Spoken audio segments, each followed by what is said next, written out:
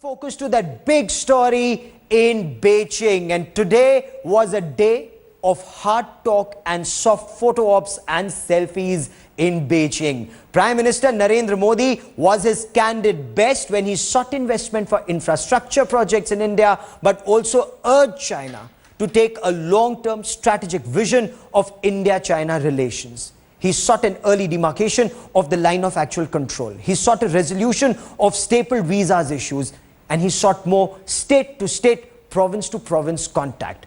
Now, the dragon may have laid out the red carpet for Prime Minister Modi, but will the dragon tango? Managing Editor Rahul Kanwal with this report from Beijing.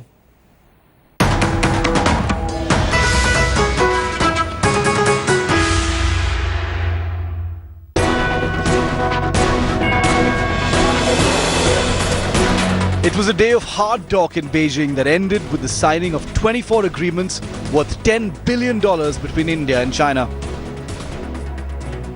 The delegation-level talks between Narendra Modi and Chinese Premier Li Keqiang resulted in agreements on railways, education exchange and space cooperation, among many others.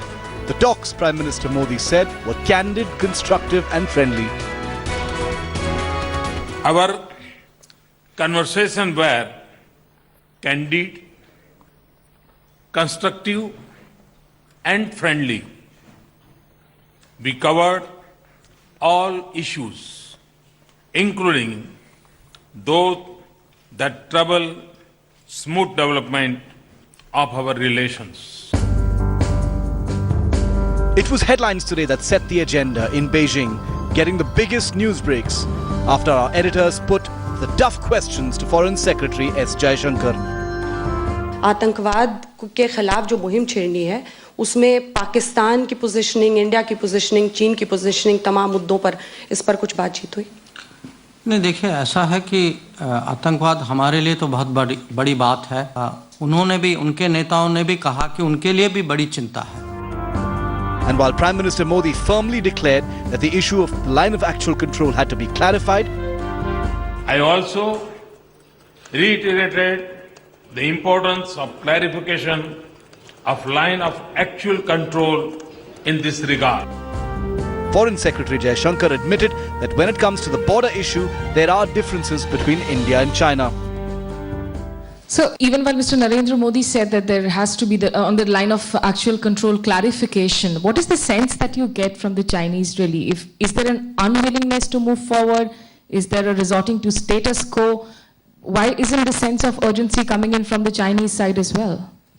Obviously, their view is not fully in accordance with ours, which is why matters are where they are. But this matter was discussed. Foreign Secretary, there was talk about a possible agreement where the Chinese side would share in real time actual river data, river flow, water flow data to India. Where are we on getting real-time data from the Chinese side? I must confess, I don't want to mislead you, so I don't want to tell you it's yes or a no. But my sense is that there is a time lag here. But I don't think that's the issue with the data. I think the issue with the data is the periodic, the number of days for which the data is made available, because it is given in flood season and their sense of flood season is different from our sense of flood season. If Prime Minister Modi's first day in China was all about soft diplomacy, on day two, the Prime Minister and his Chinese counterpart got down to business. And while it may have seemed that India and China are warming up to each other, the answers to the questions that headlines today's editors put to the Foreign Secretary suggested that trust is the biggest issue between the two Asian giants. And while handshakes may make for good photo ops, very little has actually changed on the ground. With Rahul Kanwal and Smita Sharma in Beijing, Bureau Report, Headlines Today. So let's try and make sense of what's transpired in the past 2 days and what do we look forward to tomorrow in Shanghai. I want to bring in Headlines Today's Smita Sharma. I also want to bring in Anjana Om Kashyap. Smita, on staple visas or LSE demarcation, on support to terrorism in Pakistan, investment in Pakistan-occupied Kashmir, any forward movement, concrete forward movement? Well, as had been expected, of course, no big breakthroughs, but over the years, there has been that realization, of course, cutting across political parties and governments, that when it comes to a relationship as complicated as India and China, what matters are also the baby steps, and if you could just make them concrete and consistent. Now, interestingly, of course, what headlines today had been reporting that the electronic visa clearances would be done for the Chinese. It was a question that was posed to the Foreign Secretary S. Jaishankar following that structured dialogue that lasted for over 2 hours today. S. Jaishankar, in fact, denied that that was not something that had happened. But immediately after just less than an hour, actually, while addressing students at the Tsinghua University, Narendra Modi made that big announcement. Remember, back home, of course, in India, intelligence agencies had all sorts of apprehensions about extending the electronic visa facility to Chinese tourists, as well as had been extended to other countries.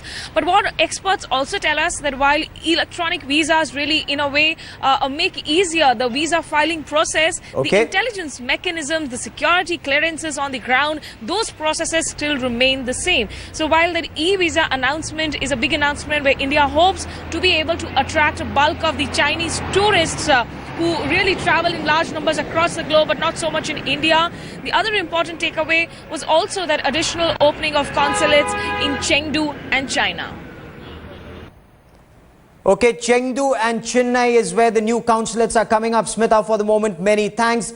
Anjana, if we were to talk about Pakistan-occupied Kashmir and $46 billion worth of investment in that corridor from Pakistan to China, is that a major cause for concern? Has India been able to stress our concerns effectively to China? Absolutely. For India, it's a very tricky situation. The Pak-China friendship is a much talked about thing in China. While with India, there are questions of doubts on the boundary. But when it comes to China-Pak relationship, it's always an accepted norm here that Pakistan is a friendly country. And one must not forget that Xi Jinping in his visit to Pakistan has in fact talked of a lot of money and POK investment, Chinese investment in POK is a big concern as far as India is concerned. And that is why it is a very tricky situation in which there are three countries poised on opposite sides. You have China-Pak friendship growing, where you see a strategy very cleverly minded and thought of so that India can be curtailed and contained to a certain extent. And that is why China always offers this hand to Pakistan in support, whether it's about military help or Aksai Chin. The entire script is written in such a way that they can pin down India on this. And that is why Pak-China friendship is actually a very big concern, and it should be a concern for India.